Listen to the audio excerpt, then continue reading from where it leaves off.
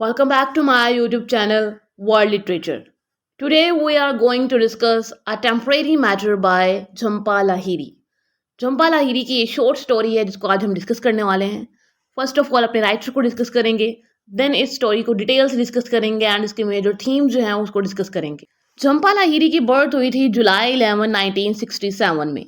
British American author हैं. अपनी short stories, novels, ऐसेज जो कि इन्होंने इंग्लिश में लिखे हैं और मोर रिसेंटली इटालियन में लिखे हैं, उनकी वजह से झम्पा लाहिरी जो है वो फेमस हैं. इनकी जो बायोग्राफी है वो बहुत इंटरेस्टिंग है. हम कभी जो है वो उस पर एक सेपरेट वीडियो जो है बनाएंगे जिसमें हम झम्पा लाहिरी को जो है उसमें कवर करेंगे, उनकी पूरी बायोग्राफी को, इनकी एजुकेशन को. फर्दर जो है वो अपने शॉर्ट स्टोरी का जो है वो की फैक्ट्स को डिस्कस कर लेते हैं. फुल टाइटल है टेम्परेरी मैटर. इसको 1998 में लिखा गया था.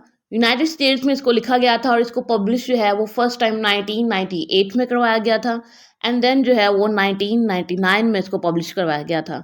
जॉनर इसका शॉर्ट स्टोरी है. सेटिंग इसकी बोस्टन की है.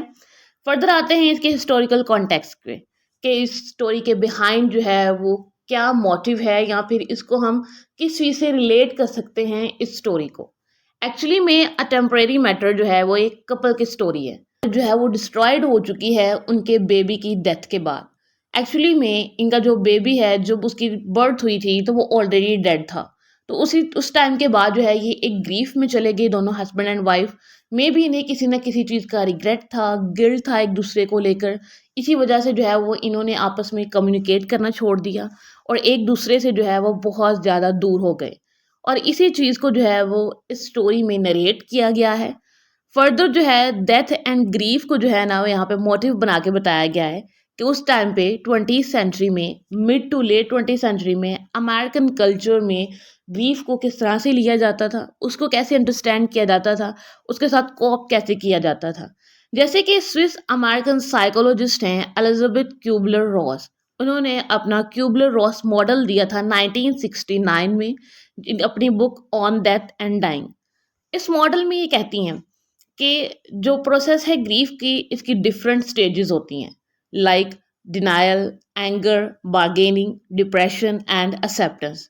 अकॉर्डिंग टू मी, जब भी हम किसी ग्रीफ में से गुजरते हैं तो हमारी जो स्टेजेस होती हैं वो डिनायल होता है, एंगर होता है, डिप्रेशन होता है एंड एक्सेप्टेंस होती है. बट अकॉर्डिंग टू क्यूबलर ये कुछ 5 स्टेजेस होती हैं किसी भी ग्रीफ की. अब इन 5 स्टेजेस की ये जो जर्नी होती है, हर कोई इसे गो थ्रू होता है, उसको देन जो है वो एक्सेप्ट करता है. लेकिन एक्सेप्ट जो है वो मल्टी स्टेप से करता है. लाइक के वो सिंपली जो है वो एक एक स्टेज को पास करके एक्सेप्ट नहीं कर रहा है. कहीं ना कहीं जब कोई स्टक हो जाता है, लाइक अगर कोई डिप्रेशन में स्टक हो गया है आके, तो वो उसकी ये जो ग्रीफ की जर्नी होती है वो बहुत प्रोलॉन्ग्ड हो जाती है और उसमें जो है वो उसका बहुत ज़्यादा साइकोलॉजिकल इफ़ेक्ट भी होता है. उसकी जो इमोशनल एंड मेंटल जो हेल्थ होती है वो सब कुछ भी जो है वो बहुत ज़्यादा उससे इम्पैक्ट होता है. अभी जो क्यूबलर रॉस का जो मॉडल है, इसको क्रिटिसाइज भी किया गया था कि इसके अंदर जो एम्पिरिकल एविडेंस है वो नहीं है. फर्दर यहाँ पे जो ग्रीफ है उसकी डिफरेंट जो स्टेजेस हैं उनको कंप्लीट किया जाता है और इसके थ्रू जो है वो हम अपने ग्रीफ की जो कंडीशन है उससे निकल आते हैं या फिर हम जो ग्रीफ है उसको एक्सेप्ट कर लेते हैं, रियलिटी को अपने ऊपर जो है वो एक्सेप्ट कर लेते हैं. इसी तरह से हमारे दोनों करेक्टर्स हैं, शुभा एंड सुकुमार. शुभा जो है वो सुकुमार की वाइफ है. इन दोनों का जो है वो हस्बैंड एंड वाइफ का रिलेशनशिप है. अब इनके जब बेबी की डेथ होती है तो उस टाइम के बाद से इनकी ग्रीफ का जो स्टेज है वो स्टार्ट हो जाता है. मीन्स कि डिफरेंट स्टेजेस जो हैं इनकी स्टार्ट हो जाती हैं. अब ये जो हैं सुकुमार एंड शुभा अब डिफरेंट डिफरेंट स्टेजेस पे जो है ना स्टक हो गए हैं. जब ये स्टक हो जाते हैं वहीं से इनके दरमियान जो डिस्टेंस है वो आना स्टार्ट होता है. इनकी जो मैरिज है वो डिस्ट्रॉय होना स्टार्ट हो जाती है. हम लोग इन दोनों करेक्टर्स की बात करें कि ये कहाँ कहाँ स्टक हैं अपने ग्रीफ की स्टेज में, तो जो हस्बैंड सुकुमार है वो एलिनेटेड है और स्टैग्नेंट है और इसके अंदर एक गिल्ट है कि जब इसकी स्टिल बॉर्न बेबी की जब वो बर्थ होती है तो उस टाइम पे ये हॉस्पिटल में नहीं था. अपनी वाइफ को जो है ये कंसोल नहीं कर सका, उसे जो है वो कुछ ऐसे वर्ड्स नहीं कह सका कि जिसके थ्रू जो है वो उसकी वाइफ को थोड़ा पीस मिलता, थोड़ी वो कॉल्म होती, क्योंकि एक ट्रेजिडी थी. तो इस चीज़ से वो जो है वो अब मूव ऑन नहीं कर पा रहा है और ये जो उसके अंदर गिल्ट है अगेन एंड अगेन उसको जो है वो डिस्टर्ब कर रहा है. शॉर्ट स्टोरी की समरी को डिस्कस करते हैं. शुकुमा एंड शुभा जो कि एक मैरिड कपल है, इनको एक नोटिस मिलता है इलेक्ट्रिक कंपनी की तरफ से। इलेक्ट्रिक कंपनी उस लेटर में इन्फॉर्म करती है कि 5 डेज के लिए जो है वो पावर जो है 1 आवर के लिए जो कट ऑफ हो जाएगी फ्रॉम 8 PM टू 9 PM। अब 8 PM टू 9 PM इनके डाइन का वक्त भी है, मीन्स के डिनर का टाइम होता है उस टाइम पे। अब जो है वो स्नो स्टॉर्म से जो है ना वो इलेक्ट्रिसिटी की जो लाइन थी वो डैमेज हो चुकी है। उसको रिपेयर करने के लिए अब रेगुलरली जो है वो 5 डेज तक जो पावर है उसको कट ऑफ कर दिया जाएगा। अब इस नोटिस के मिलने के बाद जो है ना वो हमें पता चलता है कि कपल एक दूसरे से कितना डिस्टेंट हो चुका है। कपल जो है उनके दरमियान का जो डिस्टेंस है वो डे बाय डे जो है वो इंक्रीज हो रहा है, क्योंकि इनके जो बेबी की स्टिल बर्थ हुई थी 6 मंथ्स अगो। बेबी की जब बर्थ हुई थी वो ऑलरेडी डेड था। बेबी के ग्रीफ में ये एक दूसरे से जो है वो बिल्कुल कोई कम्युनिकेशन नहीं करते हैं। ये एक दूसरे से जो है वो डिस्टेंस रखते हैं और अपना जो मील है वो भी सेपरेट रूम्स में जाकर जो है उसको ईट करते हैं। शोभा जो है वो अनएक्सपेक्टेडनेस से जो है वो सफ़र कर रही होती है, क्योंकि वो एक्सपेक्ट नहीं कर रही थी कि उसके जो बेबी की है वो डेथ हो जाएगी। एंड शुकुमर जो है वो अब गिल्ट में है कि जब उसके बेबी की बर्थ हुई थी वो उस टाइम पे एब्सेंट था, वो हॉस्पिटल में नहीं था। शुकुमर उस टाइम पे जो है वो अपनी कॉन्फ्रेंस में था और अपनी वाइफ को जो है वो कंफर्ट नहीं कर सका था उस टाइम पे। शुकुमर देन जो है वो अपनी वाइफ के चेंजिंग बिहेवियर के बारे में बताता है कि इसकी वाइफ जो है वो पहले जो है वो कुकिंग करती थी या फिर लाइफ को एंजॉय करती थी या फिर शुकुमर को जो है वो बहुत हैप्पी रखती थी, बट अब जो है वो टोटली चेंज हो चुकी है। उसका लाइफ में कोई इंटरेस्ट नहीं रहा है। उसका जो भी इंटरेस्ट है वो डार्कनेस की तरफ है, क्योंकि उसकी जब बेबी की डेथ हुई थी तो उस टाइम के बाद से ही वो एक ट्रॉमा में और एक ग्रीफ में चली गई थी।